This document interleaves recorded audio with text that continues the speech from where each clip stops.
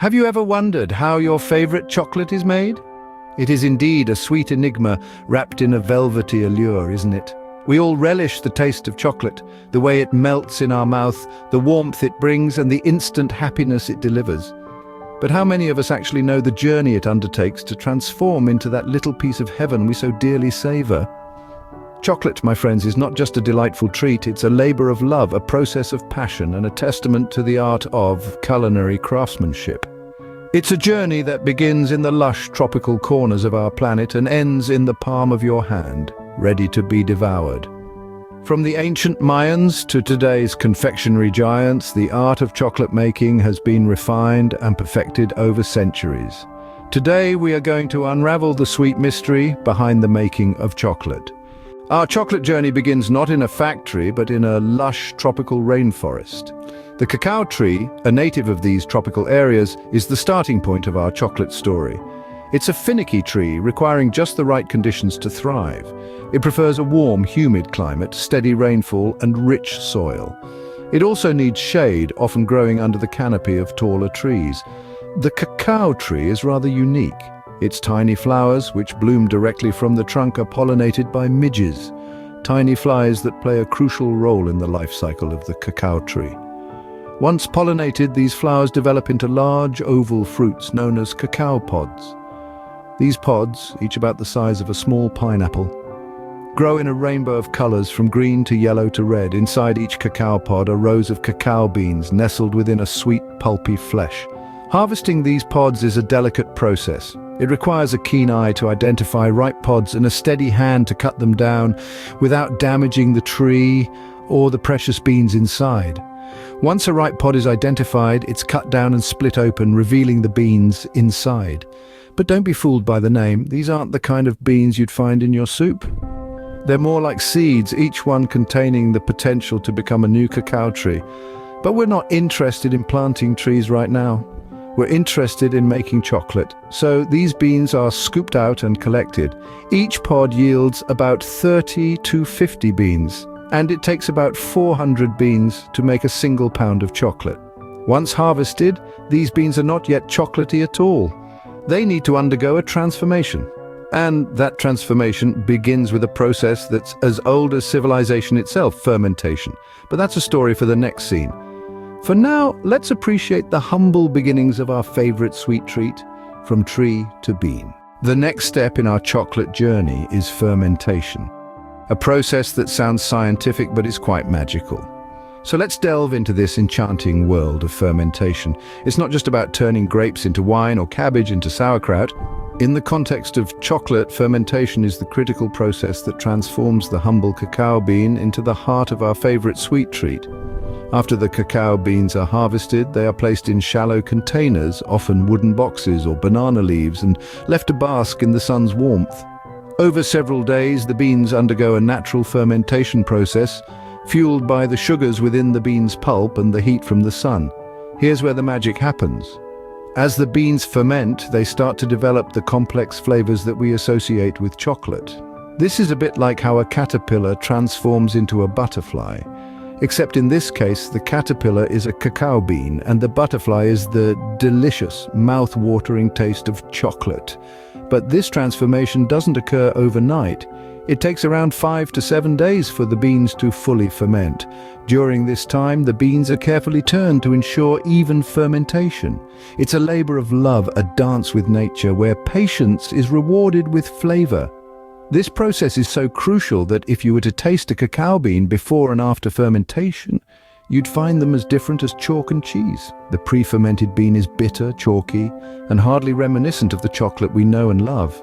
Post-fermentation, the bean begins to reveal its true potential, hinting at the rich, nuanced flavors that make chocolate so irresistible. But hold your horses, we're not quite there yet.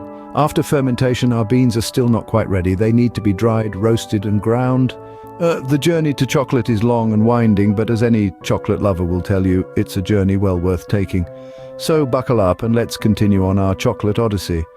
Now we come to the art of roasting and grinding, where our beans start to look and smell like real chocolate. Imagine savoring a beautiful sunset with a soft, warm breeze on your skin. That's what roasting does to cocoa beans.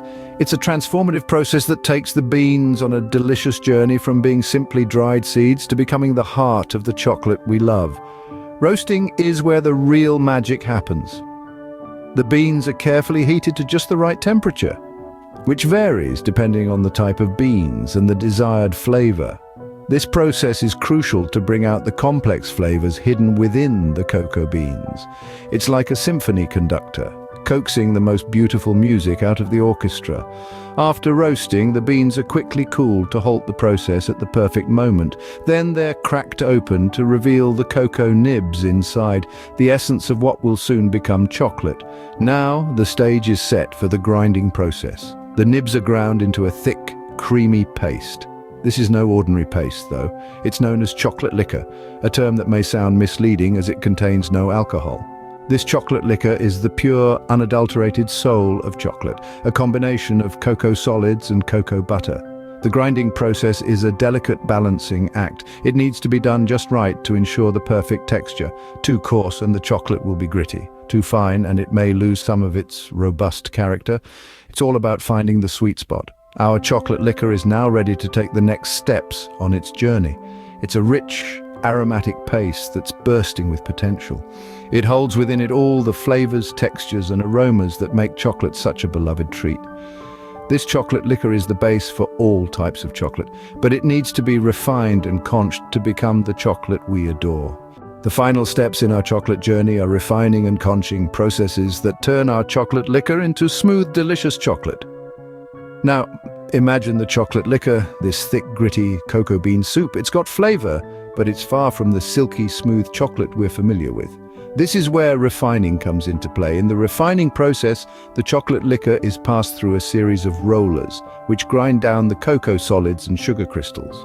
This grinding process reduces the particle size to the point where they become imperceptible to the human tongue, giving the chocolate its characteristic smoothness. But refining alone doesn't bring out the full flavor profile of the chocolate. Enter conching, a process named after the shell-like shape of the original machines used. Conching is essentially a form of mechanical kneading. The chocolate is kept in motion, under heat for an extended period of time. This could be anywhere from a few hours to several days. Now, what does conching do, you ask? Well, this process aerates the chocolate, allowing volatile or unwanted flavors and odors to escape.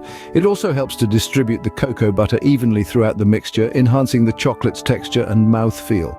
The length of the conching process can significantly affect the final product. Shorter conching times retain more of the robust cocoa flavors, while longer ones will mellow and develop complex, nuanced flavors in the chocolate. Now let's not forget, each chocolatier has their own secret recipe and method, which can include varying the refining and conching times, adding additional cocoa butter, or adding other ingredients like milk powder for milk chocolate.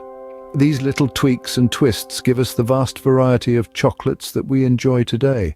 After conching, the chocolate is tempered and molded into the bars we know and love. So, the next time you bite into a bar of chocolate, remember the journey it's taken from the cacao tree to your taste buds. Refined, conched, and crafted with care. And oh, isn't it just a delicious journey?